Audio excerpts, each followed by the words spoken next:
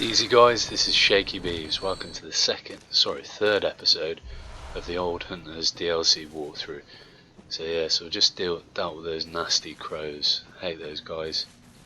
So we're kind of picking up, where we left off from the last episode. Today it's a biggie, it's a big one. You know what's coming, so it should be fun. There's a lot of content in this one, so it should be cool. Stick with me on the way through it. There's a bit of lore discussion and stuff like that as well. So. Yeah, just got to deal with this nasty bugger. Sit down. That's it. So yeah, spent a bit more time on this one. Don't want any more audio issues or any F-ups.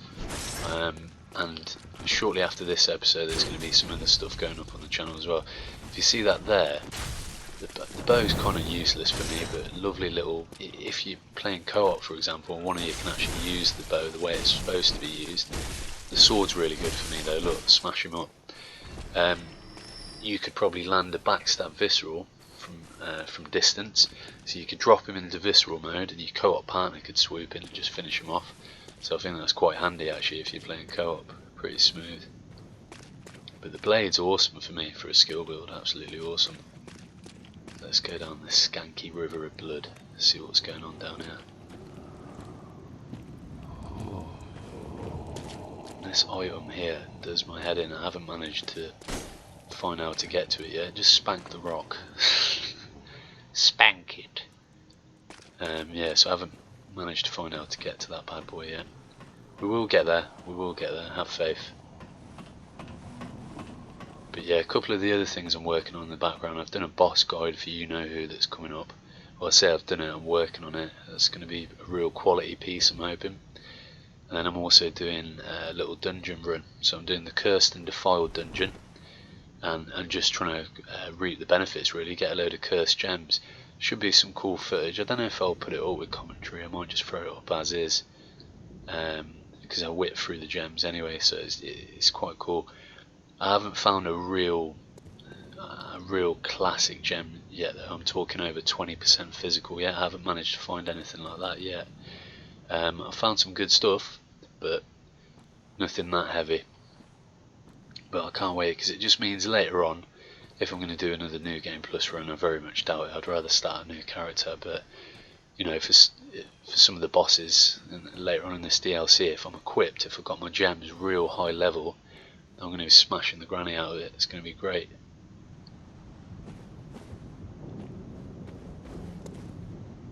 Right, let's have a little butcher's down here. Let's have a little butcher, shall we? Yeah, so I'm clocking something there. And we'll have a look at that a little bit later. That's what I want to discuss, to be honest with you. Here we go, FromSoft, dangling a carrot in front of me and hiding this little fucker right behind me. I love you guys. No one to F with the player FromSoft.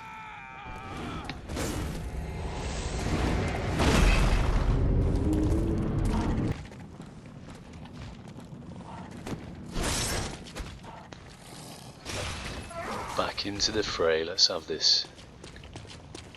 Go get my echoes back, man. See that? They just dangled a carrot in front of me, hid that guy just behind, so I couldn't see him out of eye shot. Little buggers. Just gotta get past this hunter as well. That's the problem. This DLC, these are monstrous enemies, and they constantly respawn. So it's a tough one, it's a tough one. There we go. Tasty. Let's have ya. Come on. Yeah, baby. There it is. Got the visceral, just give these crows a little spanking. I do like that blade. I've stopped using it recently because the transform mode is pointless for me.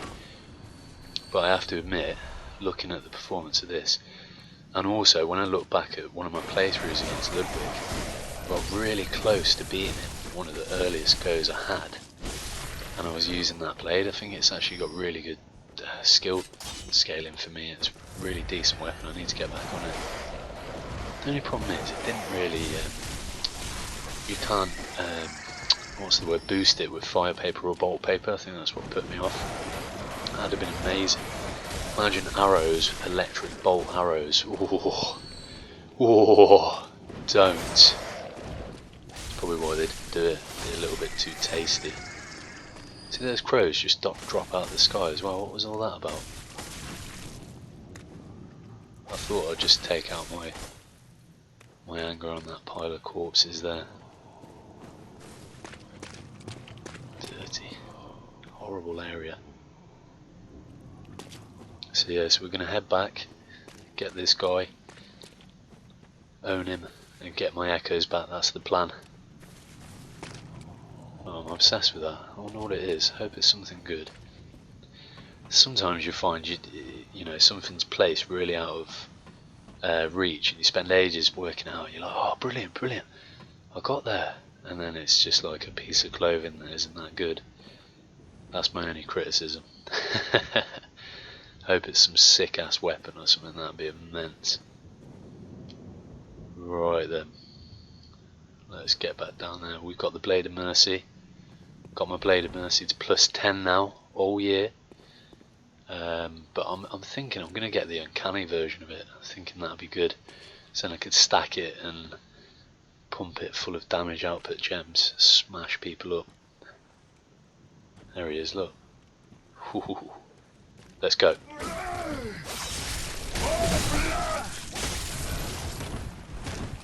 Come on, boy. Beast Hunter Scythe, love that weapon. One of my faves now. Good for a skill build. If you want a little tip, the Beast Hunter Scythe is an amazing weapon. It does a real strong blunt attack on its long mode as well, on its extended mode. Real sick blunt attack. And then when it's in, on the quick mode, it's fantastic. It's almost as quick as the Blade of Mercy. Smash it up. Really good. Have you noticed this guy's almost got like the Hunter's Bone style of movement, so he can kind of go into a cloud of smoke? I wonder what that means. I wonder what the relevance of that is.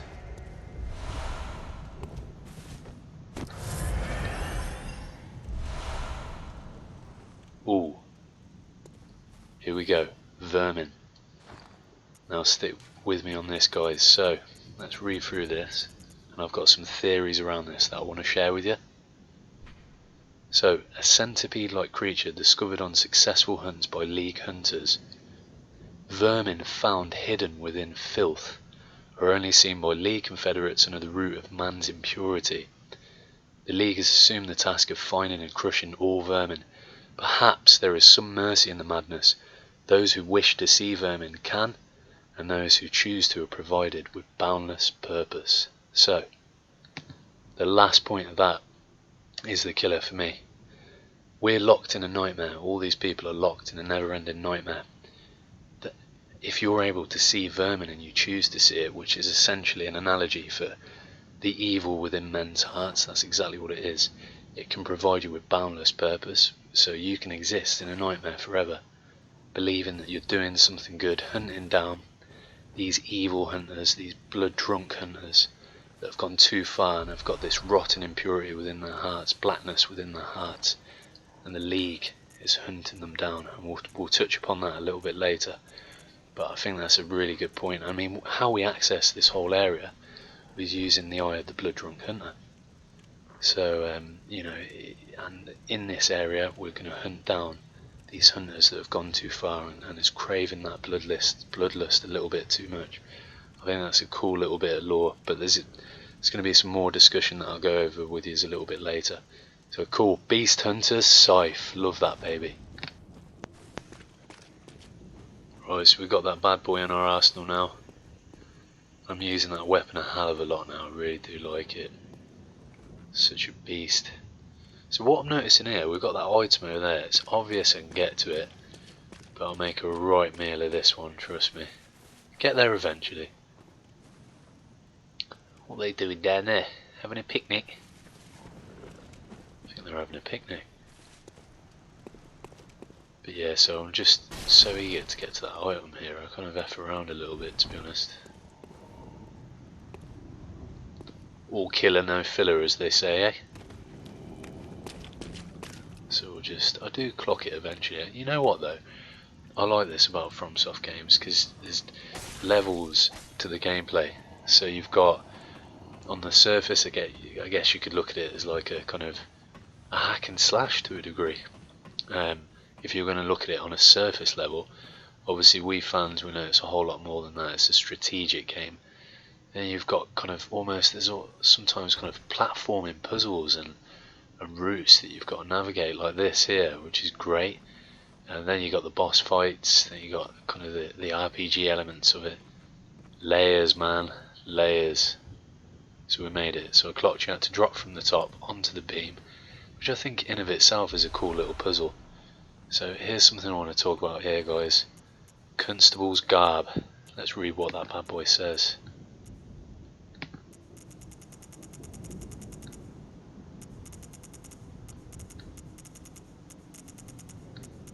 So, when I get to it, and the reason I want to talk about this, it'll make a bit more sense in a minute. So the constable's garb. Once upon a time a troop of foreign constables chased a beast all the way to Yarnum, and this is what they wore. The constables became victims of the beast, except for one survivor, who in turn devoured the creature all by himself. So, the main point I want to touch upon is that. So there was one survivor to this. Now for me, that survivor is Volta, the master of the league, and here he is. So as you can see, he's wearing the constable's garb. So I feel that Voltaire wanted to break off and form his own little kind of troop. He hides his identity with this helmet, this kind of tin helmet, because he wants to keep his honour, and he wears the constable garb because he's proud of what he did previously, and he's proud that he worked for the police force and had an honourable job. So he sets out and creates the League. Now the League, remember, their job is to expunge impurity from men's hearts. So it's almost like he's ashamed with the fact that he had that moment where he devoured the beast, and instead he wants to now create purpose for his life and find the beast within all men, find that rotted part of all men and expunge it. And he wears his constable's garb to remind himself and retain his honour more than anything. He hides his identity because he knows Yarmanites will know who he was, the one survivor that devoured the beast and became almost the beast himself.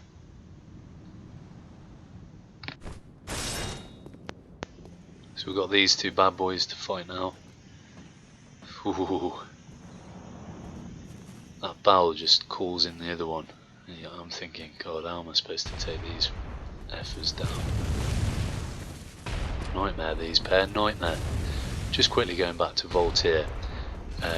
Also, a little fact is that if you extinguish or expunge, whatever you want to call it, 5 bits of vermin, and I presume you find these throughout the DLC on these hunters, basically he will relinquish his helmet and pass it to you, and essentially he loses his title as Voltaire, Master of the League. He loses his master title, so it's as though at that point you become the Master of the League, which is quite interesting.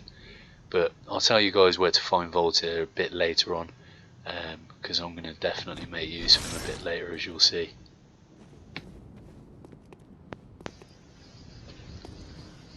Right, what we're going to do about these pair? Ooh, don't really have a clue, to be honest. I haven't even gone back and killed them, to be fair. I need to kill them at some point. I've only ever run around them. Ooh. Mighty Hammer of Thor. Look up. Trollala. Get around here, use your environment. Bloodborne Tactics 101. You know what's up. You know what's up. Anyone that's played this DLC, you know where I'm going to. And I could feel it, I knew something was up. Knew it. Ooh, you can just... I think after you've played Bloodborne for a while, you get this this instinct that you know a boss is coming. You get that feeling, and get yourself prepped, which I do. These crows, man, they've got to be the most annoying enemy in the game. at this guy. He's had a bad day, he has. Please, babe, let me in. I didn't mean to. I didn't mean to. Put him out of his misery. This ain't letting you in, lad. You're shafted. The river of blood. Something I didn't mention in any of the previous episodes. This river of blood, symbolic of a hunt, of an eternal hunt. You got this river of blood that flows throughout this nightmare, a symbol of all the bloodshed that's happened. All these corpses as well. Hag! God damn you, hag! Damn you, hag! Hate this hag. Sit down, hag. Sit down, hag. There you go, hag. How much of a troll is that from software? God. On your way into a boss fight, a hag will creep up on you if you're too slow and slice one's throat. So I knew there was a boss here. I just knew it, baby. So I think what I'd decide to do, hit up one of the old hunter's marks, refresh, go sort my gear out, etc. I just knew that boss was through there. Had a feeling. So we're going to be doing that in a minute or two.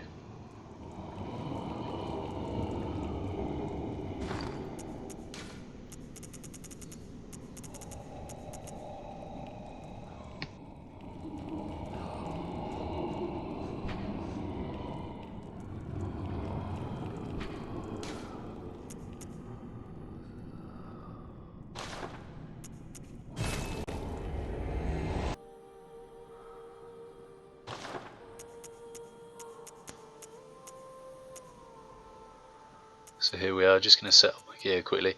To be honest, it's nothing interesting, because this was my first attempt on the boss, so I didn't really know what the hell I was doing. You could argue the fact that I didn't know what I was doing right up until the end. Looking back at some of the footage, I had some good runs on him, I have to admit. I feel like I should have beat him. And I definitely want to play him again. So here's just, I think I might show you the runes I go in with.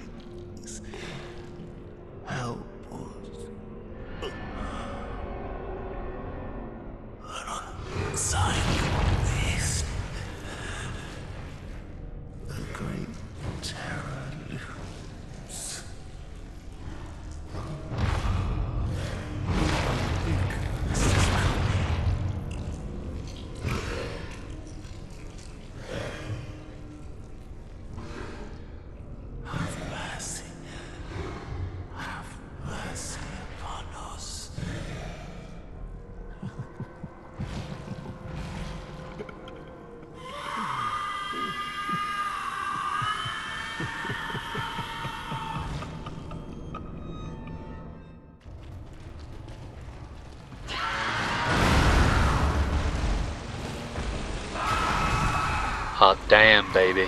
That is one ugly mofo. Whew. This is a pitiful first attempt, but I thought I'd just show you it. Something I never noticed till I watched that back just then. It's almost as if Ludwig is locked inside that monster. So he's speaking in the third person. Ludwig is coming. Ludwig the accursed is coming. Please have mercy on us. As though he's locked in there. Having a kind of half-life locked inside this beast, and the wail and the other sounds are coming from the monster itself, which I think is very interesting. There's a lot of religious kind of connotations to this series as well. Have mercy on us, quite a religious phrase that's used quite often. Time to die.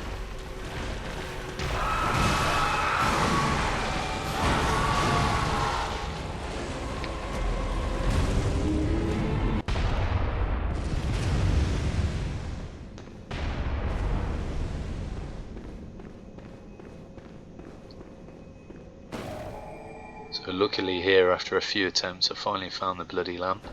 Thank God.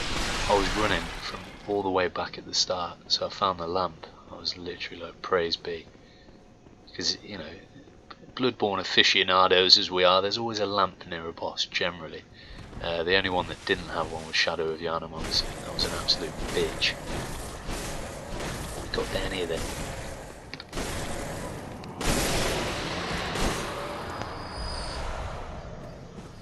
Give me some bloodstone chunks. Me like the bloodstone chunks. Love those babies. Always got to get those guys, the little scurrying buggers. Any more? Oh, is that a shadow? I love this. I really do love this. I've seen this guy a few times. But when you first see him, you just see this ominous shadow. Then you see him dart off. You think, here's trouble. Bloody hell. I guarantee this guy's got vermin. I don't think I've killed him yet. Oh, I'm giving it away. Sit down.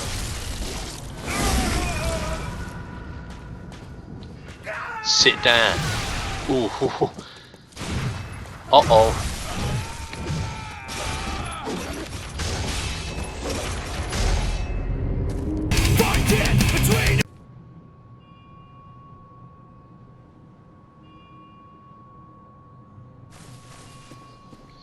Take 2. Silly shaky. What they're doing, they're just dangling that carrot in front of me there, look. There's an object in the corner. All they give you is tight pathways to fight on. No room for manoeuvre. No room for mistake, typical from software. And they dangle a little sweet tasty carrot in front of you. And look what it does to me.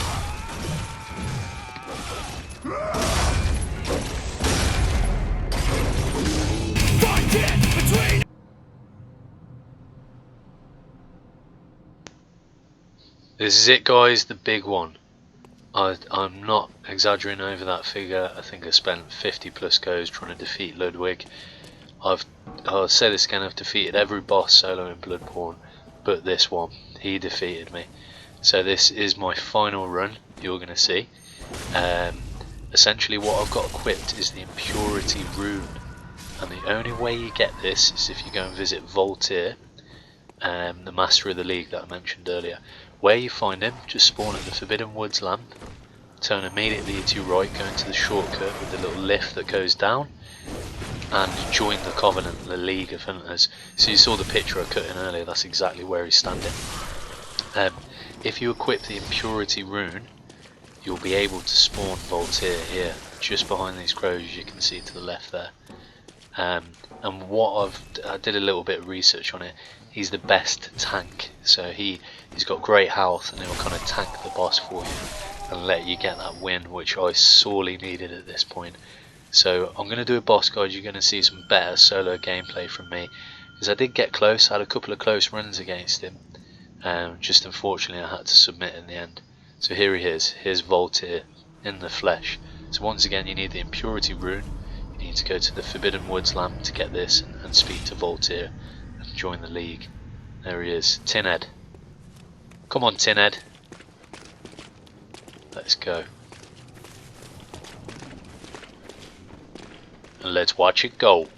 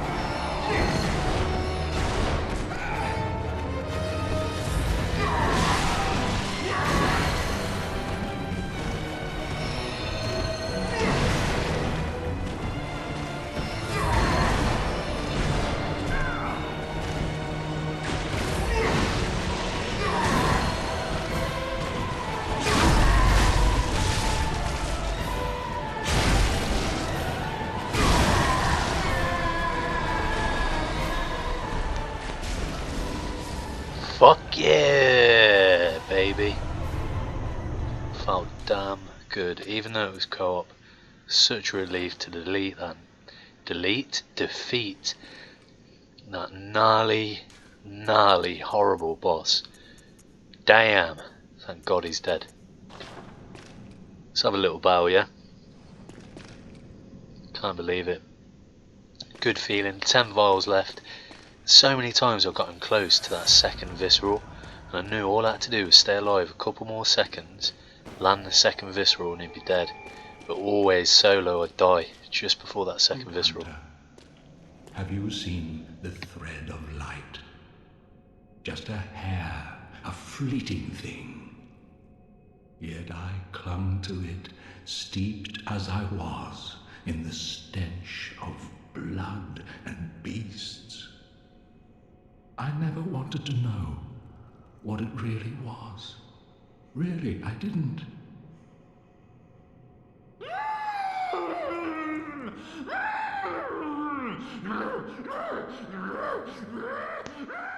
Quick bit of lore discussion just before we go. I think that he's referring to death. Death's release there, the light. And he didn't want to accept that that's what it was. And instead he wanted to stay in this nightmare, living the sordid life of the hunt that he was living. As he said himself, the stench of blood and beasts. But thank you for joining me on this one, guys. It's been a pleasure to make. And I'm really looking forward to the next episode. So join me next time. This is Shaky Beeves, signing off.